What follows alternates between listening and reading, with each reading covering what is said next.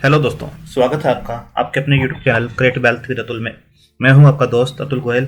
आज हम बात करेंगे एक ऐसे स्टॉक की जो पहले पेनी स्टॉक हुआ करता था और अब ठीक ठाक नजर आता है और काफ़ी कंसोलिडेट कर रहा है, काफ़ी वेल्थ क्रिएट करके दिया नीचे के लेवल से, और मार्केट कैप भी अच्छा खासा है, रिजल्ट्स अच्छे आए थे और एक रेजिस्टेंस के आसपास ये खड़ा हुआ है। अगर उसे ब्रेकआउट देता है तो ये काफ़ी ऊपर स्टॉक यहाँ से जा सकता है। तो क्या रिस्क रिवार्ड रेशो बनता है उसको हम डिस्कस करेंगे टेक्निकल्स पैरामीटर्स के ऊपर।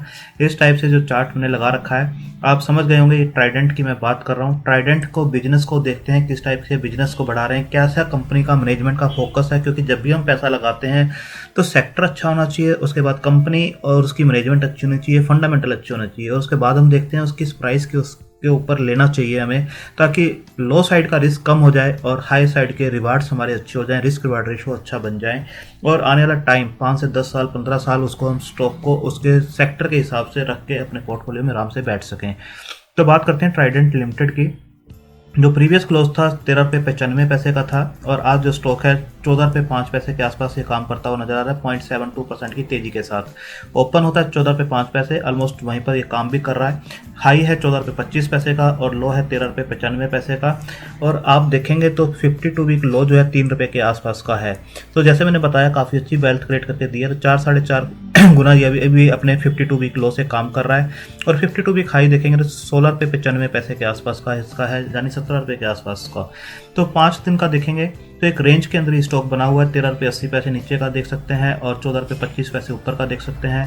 1 मंथ का अगर आप देखेंगे तब भी आपको एक रेंज के अंदर ये दिखाई देगा।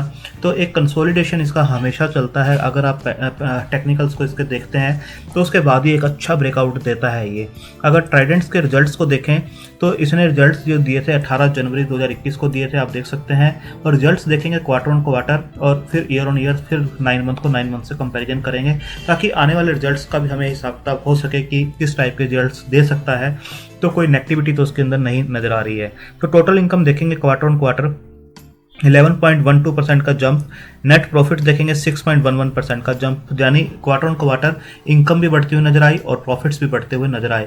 अगर ईयर ऑन ईयर देखें दिसंबर 2020 को 2019 से कंपैरिजन करें तो टोटल इनकम जो है 19.92% के आसपास जंप, और प्रॉफिट्स देखेंगे तो 200% के आसपास का जंप इसके अंदर देखने को मिला था। जो 37 करोड़ के प्रॉफिट हुआ करते थे दिसंबर 2019 में, दिसंबर 2020 आते आते वो हो गए 112 करोड़ के आसपास।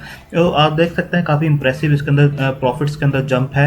अगर क्वार्टर ऑन क्वार्टर देखें तब भी अच्छा आपको दिखाई देगा और ईयर ऑन ईयर भी आपको काफ़ी अच्छा ये होता हुआ दिखाई देगा। अगर 9 मंथ को 9 मंथ से कंपैरिजन करें तो आपको टोटल इनकम जो है 14.69% के आसपास का डिप मिलेगा, और नेट प्रॉफिट्स में 23.91% का डिप इसके अंदर जरूर दिखाई देगा। क्योंकि जो यहाँ पर 9 मंथ को 9 मंथ से हम कंपैरिजन कर रहे हैं तो पहला जो क्वार्टर था वो टोटली वॉश आउट हुआ था, सेकंड में भी काफ़ी इसका इम्पैक्ट रहा है, उसके बाद धीरे धीरे जो पोजीशन है संभलती हुई नजर आई है। इसलिए यहाँ पर 9 मंथ को 9 मंथ से कंपैरिजन करना ठीक नहीं है, बट स्टिल हमने इसलिए दिखाया है कि थोड़ा सा आइडिया रहता है आगे के लिए किस टाइप से हम काम कर रहे हैं।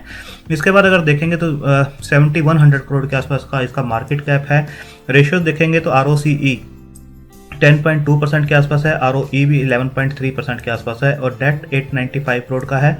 0.28 की डेट टू इक्विटी रेशियो बनती है। डिविडेंड अच्छा पे करते हैं 2.58% के आसपास का, फेस वैल्यू 1 की है। अगर आप देखेंगे बुक वैल्यू 6.29 की है। अभी स्टॉक जो है 14 रुपये के आसपास काम कर रहा है, तो book price to book value 2.22 के आसपास का है, तो बहुत ज़्यादा कॉस्टली नज़र नहीं आता। इंडस्ट्री भी 19.6 की है और इसकी जो PE है 26.4 की है। तो यहाँ से भी देखेंगे तो स्टॉक बहुत ज़्यादा कॉस्टली नहीं है। तो प्लज कोई भी शेयर इन्होंने नहीं किया हुआ है, प्रमोटर होल्डिंग एक बार जरूर हम नज़र डालेंगे। अगर स्टॉक को देखें 200 DMA और 50 DMA दोनों से ही ऊपर काम करता हुआ नजर आ रहा है। कंसोलिडेट जरूर कर रहा है इस रेंज के अंदर, बट दोनों ही रेशो से ऊपर है और एक बुलिश मोड के अंदर बना हुआ है, सिर्फ कंसोलिडेट ये कर रहा है। अगर आप देखें पहले रिजल्ट्स हमने देखे थे तो OPM परसेंटेज देखेंगे तो यहाँ पर सुधरती हुई आपको नजर आएगी। जो पिछले दिसंबर क्वार्टर में 13% थी, अभी 19% के आसपास है। और आप देखेंगे किसी भी क्वार्टर के अंदर पिछले 12 क्वार्टर में कहीं पर भी इन्होंने माइनस में रिजल्ट्स नहीं दिए हैं, चाहे कोविड हो चाहे कैसे भी हो, माइनस के रिजल्ट्स नहीं है। और OPM परसेंटेज भी आपको सुधरती हुई नजर आ रही है, और अब ये 16% और 20% 19% के आसपास काम करते हुए नजर आ रहे हैं। अगर नेट प्रॉफिट्स भी देखें तो आपको किसी भी क्वार्टर के अंदर माइनस में दिखाई नहीं देगा। यहाँ पर जरूर इनका 10 करोड़ के आसपास प्रॉफिट गया था, उसके बाद अच्छा इन्होंने यहाँ पर इंप्रूवमेंट किया है। इंटरेस्ट आप देखेंगे जो ये 24-25 के आसपास जो पे किया करते थे, उससे पहले 30-32 के आसपास पे किया है और 36 के आसपास पे किया, अब सिर्फ 12-13 के आसपास पे कर रहे हैं, यानी इंटरेस्ट जो है कम हो रहा है, तो डेट भी यहाँ पर कम होती हुई नजर आ रही है। अच्छा फोकस यहाँ पर नजर आ रहा है।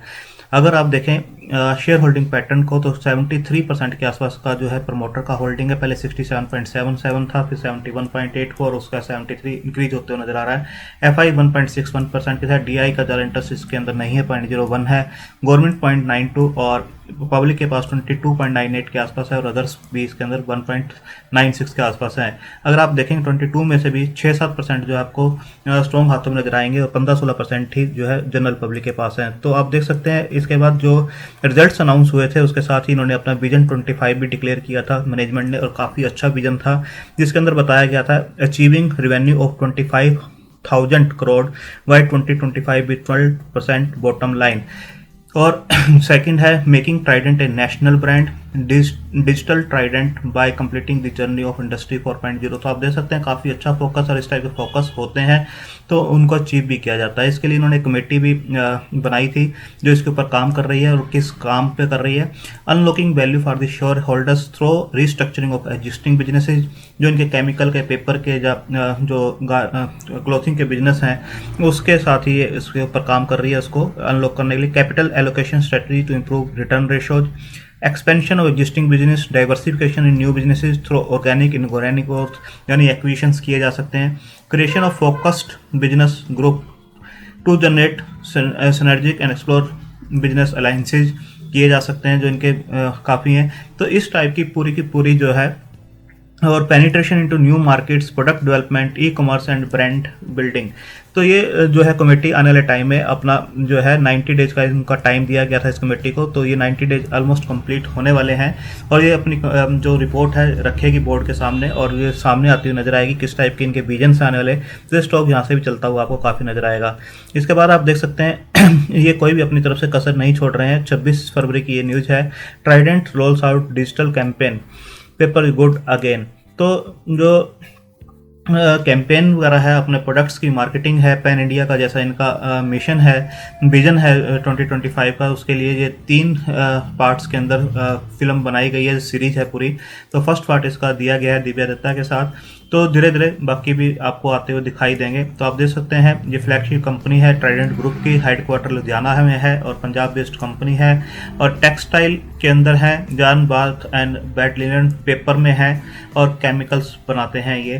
तो इस टाइप से ये पूरी की पूरी आपको कंपनी दिखाई दे रही है। सेकंड आप देखेंगे जो अभी जनवरी की न्यूज़ जरूर है, बट ये जो है आपको एक्सपेंड होते हुए दिखाई दे रहे हैं। न्यू शोरूम्स जो हैं, इन्होंने जो शोरूम्स खोले हैं 6 शोरूम्स और खोले हैं, और अपनी जो स्ट्रेंथ बढ़ा रहे हैं रिटेल प्रेजेंस को in the country with the opening of 6 new exclusive showrooms for its bed and bath linen brands. The newly open showrooms separate across 500 square feet each one. In Ludhiana में 2 showrooms खोले गए हैं, पंचकुला में 1, पुणे में 1, सोलापुर में 1, भोपाल में 1। तो 6 शोरूम्स नए खोले गए हैं, और इन शोरूम्स के साथ ही इनकी जो शोरूम्स की जो नंबर्स हैं वो 12 तक पहुंच गए हैं। तो पैन इंडिया बेस का जैसा इनका है वैसा ये कर भी रहे हैं। इसके बाद अगर टेक्निकल्स के ऊपर देखें, जो टेक्निकल को समझते हैं तो मूविंग एवरेजेस जो हैं वो स्ट्रॉन्ग बाय की तरफ इंडिकेट कर रही हैं, यानी 14 बाय, 1 न्यूट्रल और 0 सेल की तरफ इंडिकेट कर रही है, यानी इसे बाय करके चलना चाहिए। कहीं पर डिप आपको मिलता है तो इसमें बाय करना चाहिए। ऑसिलेटर 1 बाय है, 8 न्यूट्रल है और सिर्फ 2 सेल की तरफ इंडिकेट कर रहे हैं, तो ऑसिलेटर न्यूट्रल की तरफ है, मूविंग एवरेज स्ट्रॉन्ग बाय की तरफ है। और अगर समरी को देखें, इन 26 इंडिकेटर्स और मूविंग एवरेज को मिलाएं तो स्ट्रॉन्ग बाय का इंडिकेशन इसके अंदर आता है। 9 न्यूट्रल हैं, 15 बाय हैं, और सिर्फ 2 जो है सेल की तरफ इंडिकेट कर रहे हैं कि इसे कोई भी डिप इसके अंदर आपको मिलता है तो बाय करके चलना चाहिए। सेकेंडली जो रिजल्ट्स हैं वो काफ़ी अच्छे रिजल्ट्स आने वाले टाइम में भी हो सकते हैं। अगर आप देखें तो इन्होंने जो दिसंबर के रिजल्ट्स दिए थे अभी, जो नेक्स्ट मार्च 2021 के रिजल्ट्स यहाँ पर आएंगे तो वो कंपैरिजन होगा यहाँ से। तो आप देख सकते हैं सेल ऑलरेडी पिछले 2 क्वार्टर में 1000 को क्रॉस कर चुकी है, तो अगले क्वार्टर के जो रिजल्ट्स आएंगे 991 से कंपैरिजन होगा, तो ये अच्छा ही होने वाला है।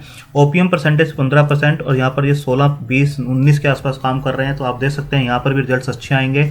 146 करोड़ सिर्फ थी यहाँ पर ऑपरेटिंग प्रॉफिट्स, और यहाँ पर 200 को क्रॉस कर चुके हैं, तो यहाँ पर भी आपको मार्च 2021 के जब ईयर ऑन ईयर कंपैरिजन करेंगे तो ये भी चीज़ अच्छी होती हुई नजर आएगी। और डेट रिड्यूस हो रही है तो नेट प्रॉफिट्स भी आपको बढ़ते हुए दिखाई देंगे। और प्रॉफिट्स मार्क 2020 में सिर्फ 40 करोड़ थे, जबकि यहाँ पर ये 100 को भी क्रॉस कर चुके हैं। तो नेक्स्ट क्वार्टर के जो रिजल्ट्स आएंगे ईयर ऑन ईयर काफ़ी अच्छे आने वाले हैं, वहाँ से भी स्टॉक को काफ़ी स्ट्रेंथ मिलती हुई नजर आएगी। इसके बाद अगर आप देखें, ये मैंने डेली चार्ट इसके ऊपर लगा रखा है। यहाँ पर स्टॉक जो है एक रेंज के अंदर काम करता हुआ आपको नजर आ रहा है। ये डेली चार्ट है जीरोधा का, और एक कैंडल जो है डे के हाई लो ओपन क्लोज को शो करती है। आप देखेंगे काफ़ी नैरो रेंज के अंदर ये काम कर रहा है, और एक इस टाइप से अगर आप इसे देखें तो एक फ्लैग की शेप लेता हुआ ये नज़र आ रहा है। यहाँ से आप पूरा देखेंगे एक फ्लैग बनता हुआ नज़र आ रहा है। ये इसका पोल है इस टाइप से, और यहाँ पर एक फ्लैग बनता हुआ नज़र आ रहा है। और जब फ्लैग शेप बनती है, कंसोलिडेशन उसके अंदर होता है, एक बेस बनता है, तो वहाँ से स्टॉक जो है पूरा पोल की जो लेंथ होती है वो बनाता हुआ नज़र आता है। यानी यहाँ से स्टॉक जो है 22-23 रुपये के लेवल को भी टच करता हुआ नज़र आएगा। जब भी कोई अच्छी न्यूज़ आती है, अच्छे रिजल्ट आते हैं, या कुछ भी इसके अंदर हैवी वॉल्यूम्स के साथ ये जो प्रीवियस क्लोज तक पहुँचता है 16 रुपये 95 पैसे और 17 रुपये 10 पैसे को क्रॉस करता है, तो आपको 22-24 के लेवल्स भी इजीली दिखाता हुआ नजर आएगा। यानी यहाँ से 50% के रिटर्न्स ये देता हुआ नजर आ सकता है। तो आप देख सकते हैं डाउन साइड इसके अंदर काफ़ी लिमिटेड है, एक रेंज के अंदर ये स्टॉक काम कर रहा है काफ़ी टाइम से। लो साइड में जो आता है, यहाँ पर इसने जो गैप था, हमने पहले भी वीडियोज बनाई थी, एक गैप था, उस गैप को अच्छा फिल कर दिया था यहाँ पर। और हमने पहले भी बताया था जब भी ये यहाँ पर काम कर रहा था, गैप को जरूर फिल करेगा, और गैप को इसने फिल किया, उसके बाद कंसोलिडेट कर रहा है। तो आप सेकेंड देखेंगे, पहले के भी इसकी जो चार्ट्स को देखेंगे तो हमेशा ही इसका ये रहता है। यहाँ पर आप देखिए एक लो बनाया था, उसके बाद स्टॉक चला, यहाँ पर उसने इसी टाइप का एक पैटर्न आप देखेंगे बनता हुआ नजर आया। फिर इसने एक हाई बनाया, अपने प्रीवियस हाई से ऊपर का हाई बनाया, यहाँ पर कंसोलिडेट किया इसने काफ़ी लंबा टाइम।